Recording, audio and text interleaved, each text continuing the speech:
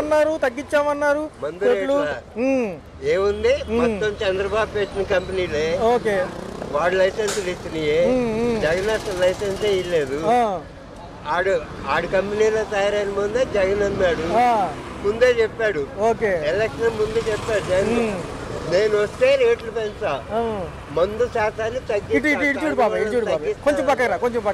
తాగేవాళ్ళని తగ్గిస్తాను. జగన్ ఆ పనే చేశాడు. ఓకే, ఎన్నికల్లో గెలిచి సీఎం కాగానే ఆ పనే చేశాడు. మొదట్లో వారంలోనే చేశాడు. కాకపోతే జగన్ చేసిన తప్పు ఈ ఎలక్షన్ లో ఓడిపోతాయని తప్పు ఏంటంటే మందు రద్దు చేశాడు, మళ్ళీ దాన్ని ఓపెన్ చేశాడు.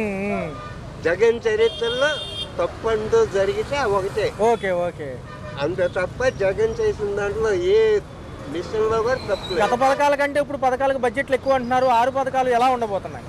6 పథకాల చూసారుగా, 3 నెలలకు ఒక పథకం అన్నాడు, ఈ 6 నెలలకు ఇదే పథకం ఒకటే తెలియదు అన్నాడు. మరి అసెంబ్లీ సమావేశాలు బాగా గట్టిగా చెప్పుకుంటున్నారు వీటి గురించి. దేని గురించి? అమలు గురించి, పథకాల అమలు గురించి, బడ్జెట్లు కూడా ఎక్కువ ఇచ్చామంటున్నారు. జరగవు. చంద్రబాబు హయాంలో ఒక నిజం తెలుసా మీకు? చెప్పండి సార్, చెప్పండి. వాడి జీవితంలో ఎన్టీ రామారావుని హైదరాబాద్ హోటల్ పేరు ఏదో ఉంది, వైస్రాయ్ హోటల్, వైస్రాయ్ హోటల్లో ఏ రోజైతే అక్కడ సస్పెండ్ చేశాడు, ఎమ్మెల్యేలు ₹1 కోటి ఇచ్చి కొన్నాడు, ఆ రోజు ఎన్టీ రామారావు మీసం నల్లేస్తే ఆ రోజు జైలుకి పోవాలి. ఇప్పుడు కూడా జైల్లోనే ఉండేవాడు. అట్లాంటి క్వశ్చన్ నా కొడితే 52 రోజులు జైల్లో ఉండొచ్చి బయటకు వచ్చి ఏదేదో గాలిమ్మ కబుర్లు చేస్తున్నాడు. అట్లాంటి ఏదో రాజకీయాలకు పనికిరాడు. ఇక్కడ తప్పు ఎవరిదంటే ఖచ్చితంగా చంద్రబాబు కోటేసిన నా కొడుకుదల్లా తప్పే. ప్రతి ఒక్క లంజా అడిగితే తప్పే. 100% నేను గ్యారెంటీ చెప్పగలను. మాజీ సర్పంచ్, గుంటూరు జిల్లా సత్తెనపల్లి తాలూకా, జంగంగుండ్రపాలెం విలేజ్, 82 మధ్య 85-92 మధ్యలో మాజీ సర్పంచ్. బాబాయ్ గారు, మరి చూస్తే మొన్న ఈ 7 రోజులు జరిగిన సమావేశాల్లో అత్యంత బడ్జెట్లు 2.94 లక్షల కోట్లు అన్నారు. ఇవన్నీ అసలు నిజంగా సామాన్యుడికి అర్థమయ్యే ప్రక్రియ అంటారా? అసలు అంత డబ్బు వీళ్ళు ఎగరేస్తుంది. ఇసుక అమ్మాడు 1 లక్ష కోట్లకి. ఇసుక మొత్తం ఎంపీలు ఎమ్మెల్యేలు దెంగేశారు. ఉచితం అంటున్నారు, ర్యాంపుల దగ్గర ఉచితం అంటున్నారు వీళ్ళు. అసలు ఉచితం ఏడుంది? వాడు మొన్న పేపర్లో చూసారా, ఇదేదో కట్టి బొంగులు తాటివాసాలు అవి కట్టి డబ్బులు ఇస్తేనే పోయిన లోపల దెంగేను బయటకు అని కూర్చొని వచ్చారు. మరి ఇది నిజమా, అది నిజమా? మరి అమ్మకం వందనం పథకం ఉంది, మరి మిగతా నిరుద్యోగ భృతి అన్నారు, చేయూత రైతులకి ఓట్ల కోసం గొద్ద దెంగాడు. వాడి నమ్మకం ఏంటంటే మనం హామీ ఇస్తే జనం మోసపోతారు. ఒకసారి జనం మోసపోయినాక 5 ఏళ్ళు వాళ్ళు మడ్డ కూడా కొడవలేరు. అందరైతే సవ్యంగా మాట్లాడతారు. నాకు సవ్యంగా మాట్లాడాల్సిన అవసరం చంద్రబాబు వచ్చి దెంగించుకున్నా వాడేతులుగా నేను ఇలాగే మాట్లాడు. వాలంటీర్లు రోడ్డు మీదకి వచ్చేసారు, వాళ్ళ పరిస్థితి ఏంటంటారు? వాలంటీర్లు తీసేశారు విధుల నుంచి. వాళ్ళ పరిస్థితి ఏం లేదు. వాడు పవన్ గారు ఏం చేస్తున్నాడు, అది గవర్నమెంట్ లిస్ట్ లో లేదంట. గవర్నమెంట్ ఏం చేస్తుంది, అసలు గవర్నమెంట్ ఏం చెప్పేది, మొన్న బొడుమేరు దెంగించుకున్నప్పుడు ఆ వాలంటీర్లే గట్టయింది. లేకపోతే ఇంకొక 100 మంది తెచ్చేవాళ్ళుగా. మరి అప్పుడు వాడుకున్న నా కొడుకు ఇప్పుడు మర్చిపోతే దాన్ని ఏమంటారు, స్వార్థం అంటారా, న్యాయం అంటారా? అంగన్వాడీకి ఇచ్చిన హామీలు నెరవేరలేదు, వాళ్ళు సమ్మె వైపు వెళ్తామంటున్నారు. మరి సమ్మె రేపు చేస్తున్నారు, చేయబోతున్నారు. అవును, వాళ్ళు రెడీలో ఉన్నారు. రెండో చూసుకుంటే 104, 108 సిబ్బంది ఎవరైతే ఉన్నారో వైద్య సిబ్బందికి సంబంధించి వాళ్ళకి జీతాలు లేవంట గత 4 నెలల నుంచి. వాళ్ళకి జీతాలు కాదు, రైతుకి ఇస్తారని 20,000 లేవు, ఆడబిడ్డలకి ఇస్తారని 16,000 లేవు, 45 ఏళ్ళు దాటిన వాళ్ళకి 45 ఏళ్ళు ఎంత ఇస్తా ఉన్నారు, అవి లేవు. అసలు వీడు చెప్పింది ఏది జరగదు. వీడు మా ఉంటే సంవత్సరంన్నర ఉంటాడు. మధ్యలో ఈ సంవత్సరంన్నరలో చాలా రెవల్యూషన్ వచ్చింది. నెలకే రెవల్యూషన్ పెరుగుతుంది. మరి కేంద్రం నుంచి గట్టిగా పోటీ ఈసారి మనకి గట్టి సపోర్ట్ ఉందన్నారు. మరి ఈ పోలవరం అమరావతి నిర్వీర్యమేనా మళ్ళీ? ఖచ్చితంగా కాదు. జగన్ ఉంటే నెరవేర్చేవాడే మోదీ గారు. Okay okay. ఈ చంద్రబాబు తెలంగాణ ఒరిస్సా మద్దతు లేదంటే మోదీ ఇంటికి పోయాడు. ఓకే, మరి జమిలీ ఎన్నికలు అంటున్నారు కదా, జమిలీ ఎన్నికలు సులిలో ఎన్నికలు అవి జరిగే కావు అనుకునే కానీ అది మోడీ వల్ల కాదు. ఓకే, ఇప్పుడు ఎలాగో సంవత్సరం మోడీ గారు ఎలాగో దిగుతాడు, వాడికన్నా ముందు చంద్రబాబు దిగాడు. వీడు దిగితే వాడు అర్జెంట్ గా దించాడు. ఓకే ఓకే, వాస్తవం మాత్రం ఇదే. రైట్, కంటే ఇప్పుడు బాగుంది, గతమే బాగుందా నీకు? ఇసుక బ్లాక్ అన్నారు, ఇసుక బ్లాక్ అయిపోయింది. ఏం చేశాడు? ఇసుక వదిలేడా? మరి నేను వస్తే మొత్తం అసలు రూపురేఖలు మార్చేస్తాను అడిగిన. ఏం మార్చాడు? ముందు రేట్లు తగ్గిస్తా అన్నాడు. ఏదో 99 రూపాయలు క్వార్టర్ ఇచ్చాడు. అవి తాగుతుంటే కడుపులో పేగులు మాడిపోయి అన్నం కూడా తినలేక ఇంకా 4 సంవత్సరం బతికేవాడు 6 నెలల్లో సత్తాడు. ఈ కొత్త మద్యం వచ్చాకంటే జనం హ్యాపీగా ఉన్నారంట. 2 రోజులు తగ్గిపోయినాయి అంట. హ్యాపీగా ఉండేది. ఒకసారి మీరు తాగి చూడండి. ఆ మందు 99 రూపాయలది అదే మందు మీరు తాగి చూడండి. అనిపిస్తుంది అంటే గతంలో ఎలా ఉండేది, ఇప్పుడు ఎలా ఉంది? అది మార్పు ఉంది. 99 రూపాయలు మందు పెట్టినాక లేబర్ సత్తున్నాడే. అయ్యో అయ్యో, ఏంటి అనేకమైన ఈ యొక్క రోగాలు వస్తున్నాయి అంటున్నారు దీని వల్ల. అవును, లివర్ పోతుంది అంటున్నారు, కిడ్నీలు పోతున్నాయి అంటున్నారు. చిన్న మాట ఫీల్ అవ్వద్దు. ఎవరు ఫీల్ అవ్వలే. ఈ 99 రూపాయలు ముందు తాగినాం అనుకో, తాగినంత సేపు ఈ రోడ్డు మీద తిరిగి రైల్వే స్టేషన్ వాళ్ళు స్పిరిట్ తాగుతాడు, గుట్టుతో ఇట్ట లాగుతారు. దానికంటే ఆ తాగినోడు ఏం చేస్తాడు? ఆడిగే సత్తాగైనా సిద్ధమే, సబ్తాగైనా సిద్ధమే. అది ఈ ముందు తాగితే అట్టగా ఉంది. మరి నిత్యావసర సరుకుల ధరలు పెరిగాయి, ఒక పక్క కరెంట్ ఛార్జీలు అంటున్నారు. మరి వీటితో పోల్చుకుంటే మరి మరి రోజువారీ పోషణ ఎట్టా ఉంది, ఎట్లా అనిపిస్తుంది? ఏముంది బాబా, ఏముంది? అన్ని పెంచేశాడు, అది ఇది అంటున్నాడు.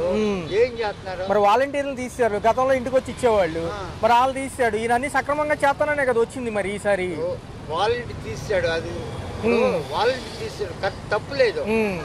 ఇప్పుడు ఏదో మేము వచ్చి చేస్తాం. ఇప్పుడు వాళ్ళకి ఇచ్చే రూపాయి ప్రజలకు ఇద్దామని అనుకున్నారు. అర్థమైందా? వాళ్ళకి ఇచ్చే రూపాయి ప్రజలకు ఇద్దాము అనుకున్నారు. అది తప్పు కాదు. సరే, అది తప్పు కాదు. మరి పవన్ కళ్యాణ్ గారు ఉప ముఖ్యమంత్రిగా ఉన్నారు, ఆయన సినీ రంగం వ్యక్తి. ఇటుపక్క ముఖ్యమంత్రి చంద్రబాబు గారు ఉన్నారు. మరి ఎలా అనిపిస్తుంది ఈసారి? ఈసారి నేను ఒక మాట చెప్తాను బాబాయ్, పవన్ కళ్యాణ్ కాదు, వాళ్ళు చేసే పనులు వాళ్ళు చేస్తున్నారు. అర్థమైందా? ఇక్కడ మాత్రం ఏమి సరిలేదు, ఏమి సరిలేదు. మరి ఏదన్నా అవసరం అయ్యి ఆఫీస్కి వెళ్ళి ఏదన్నా కాగితం కావాలంటే ఎవరు సమాధానం చెబుతారు? ఎవరు చెప్తున్నదే, ఎవరు చెప్తులా? రేపు రా, మధ్యాహ్నం రా, సాయంత్రం రా. గతంలో ఎలా ఉండేది, అప్పుడు ఎలా ఉండేది? అప్పుడు అంతే, అప్పుడంటే వారం తర్వాత రా చూద్దాం అనేవాడు. ఇప్పుడంటే వీళ్ళు చూస్తలా, రేపు రా, సాయంత్రం రా, మన్నాడు. మరి అమరావతి పోలవరం అయితే ఈసారి అన్న అది మాత్రమే. మరి కేంద్రంలో మోడీ గారు కదా, ఆయన హయాం ఎలా అనిపిస్తుంది? ఇప్పుడు మోడీ గారు 4 సంవత్సరాలు 2 సార్లు 3 సార్లు ఇచ్చారు. అయ్యింది ఈసారి. అర్థమైందా? జమిలీ ఎన్నికలు అంటున్నారు. జమిలీ ఎన్నికలు ఏ అయినా కానీ వీళ్ళే వచ్చేది. చంద్రబాబు నాయుడు. మరి 6 పథకాలు అమలు అవుతాయి అంటావా? అవుతాయి కానీ కొంచెం లేట్ అది. మరి ముందు విషయంలో అయితే కాంప్రమైజ్ లేదంటావు? లేదు, దాంట్లో మాత్రం ఏమీ లేదు. నారా చంద్రబాబు నాయుడు అవనికి, పవన్ కళ్యాణ్ అవనికి 99 రూపాయల ముందు ఎందుకు పెట్టాలి? ఆ 135 పెట్టాడు కదా, అదే మంజూరా, అదే పెట్టి ఇంకా ఇంతకి జనాభా చెప్తున్నారే. నా ఫోటో బాగా చెప్తావు సార్. చూసుకున్నట్లయితే 7 రోజుల సమావేశాలు జరిగాయి, అసెంబ్లీ సమావేశాలు. ఒక పక్క ఆర్థిక లోటుబాట్లు, బడ్జెట్ల గురించి మాట్లాడినప్పటికీ కక్షపూరిత చర్యలకే ఎక్కువ ఆస్కారం ఇచ్చారు. ఎవరైతే ప్రతిపక్షాలు లేరు కాబట్టి ఎమ్మెల్సీ పదవుల్లో ఉన్న వాళ్ళే వచ్చారు, వాళ్ళే హాజరవుతున్నారు. ఎలా అనిపిస్తుంది సార్? శాసనసభ అంటే అసెంబ్లీ సమావేశాల కన్నా ప్రతిపక్షం ఉంది కాబట్టి శాసన మండలి సమావేశాల్లో కొంచెం వాడి వేడి చర్చలు జరుగుతున్నాయి. దీన్ని బట్టి మనకు అర్థమైంది ఏంటంటే ఒక బలమైన ప్రతిపక్షం అన్నది ఉండాలి. తర్వాత ఈ శాసనసభ సమావేశాల్లో గత వారం రోజులుగా నేను అబ్జర్వ్ చేసింది ఏంటంటే ఎంతసేపు గత ప్రభుత్వం ఇలా చేసింది అని మాట్లాడుతున్నారు. గత ప్రభుత్వం ఇంకా ఏం చేసిందన్నది వాళ్ళు విస్మరించాలి, వదిలేయాలి. ప్రతి దానికి ఒక క్యాలిక్యులేషన్స్ చెప్పినా ఏం చెప్పినా గత ప్రభుత్వం ఇలా చేసింది అంటున్నారు. Okay, to certain extent. కానీ ప్రతి దానికి గత ప్రభుత్వం ఉటంకించడం వేస్ట్. దానివల్ల ఒరిగేది ఏమీ లేదు. అలాగే ఈ శాసనసభ సమావేశాల్లో ఎక్కువగా ఇతరుల సోషల్ మీడియా మీద పోస్టింగ్స్ పెట్టిన వాళ్ళ మీద తగిన చర్యలు తీసుకుంటున్నామని చెప్తున్నారు. అయితే ఈ చర్యల్లో పాలకపక్షం వాళ్ళ కార్యకర్తలు చేసినా కూడా తీసుకోవాలి, నిష్పక్షపాతంగా చేయాలి. గతంలో ఎవరైతే మరి ఆ ప్రభుత్వం మీద, జగన్ గారి ప్రభుత్వం మీద పోస్టింగ్స్ పెట్టారో వాళ్ళని కూడా సీరియస్గానే పరిగణించాలి. వాళ్ళు కూడా లేడీస్ని అవమానించారు. అయితే వీళ్ళ స్థాయిలో అవమానించలేదు. కానీ ఈ సోషల్ మీడియా అరెస్టులు మాత్రం నిష్పక్షపాతంగా జరిగితే అందరికీ భయం ఉంటుంది. అందరూ మహిళల గౌరవం కాపాడాలి, అందరూ కూడా ఈ అబ్జెక్షనబుల్ లాంగ్వేజెస్ మాట్లాడకూడదు అని అంటే పాలకపక్షం లేదు, ప్రతిపక్షం లేదు, అందరినీ ఒక హెచ్చరిక చేసి నలుగురు ఐదుగురిని అటు ఇటు కూడా అరెస్టులు చేయడం, వాళ్ళని వార్నింగ్ ఇచ్చి వదిలిపెట్టడం అయితే బాగుంటుంది. వన్ సైడెడ్గా జరుగుతున్న అభిప్రాయం అయితే ఉంది.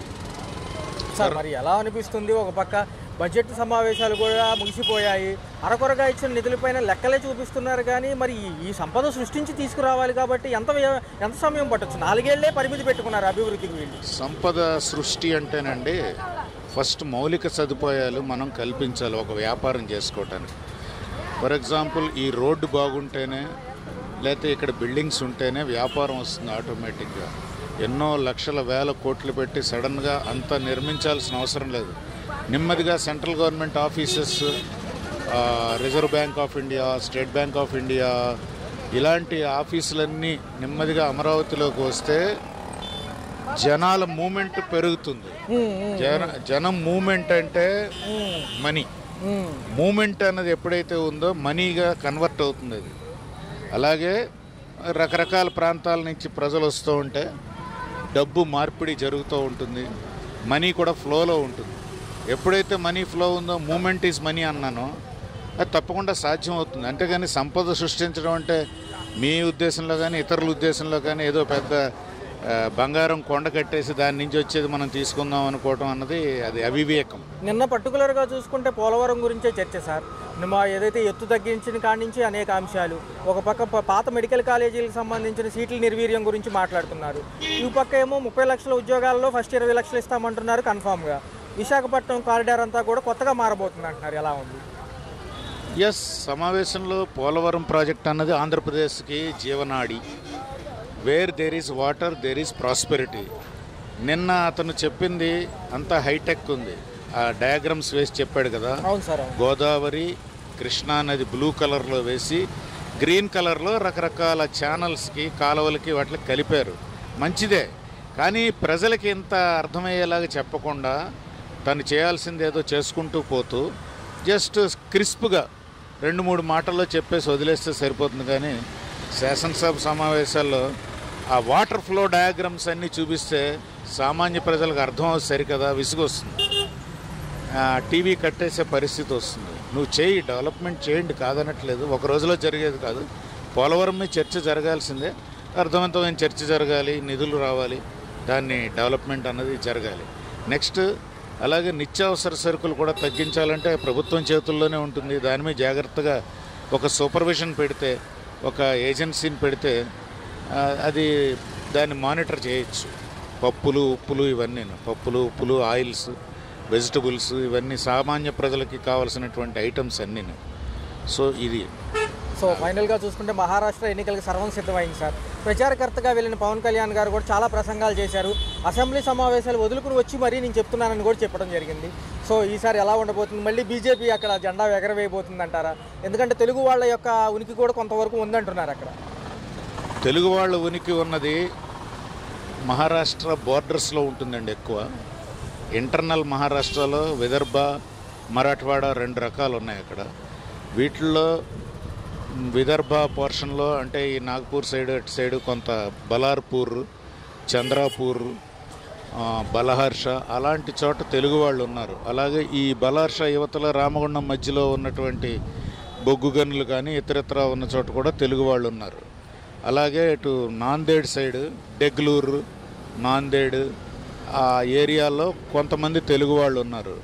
ఇతను ఒక బాధ్యతగా వెళ్ళి ప్రచారం చేస్తున్నాడు తప్ప ఇతని వల్ల కొంచెం ఏదో వాల్యూ ఎడిషన్ ఉంటుంది తప్ప ఓట్లు పడే పరిస్థితి ఎక్కువగా ఉండదని నేను నమ్ముతున్నాను. కొంతమందిని ఆకట్టుకోగలడు సినీ నటుడు కాబట్టి, కొంతమందిని ఆకట్టుకోగలడు, వాళ్ళకి కొత్త ఎక్స్పీరియన్స్ ఇది.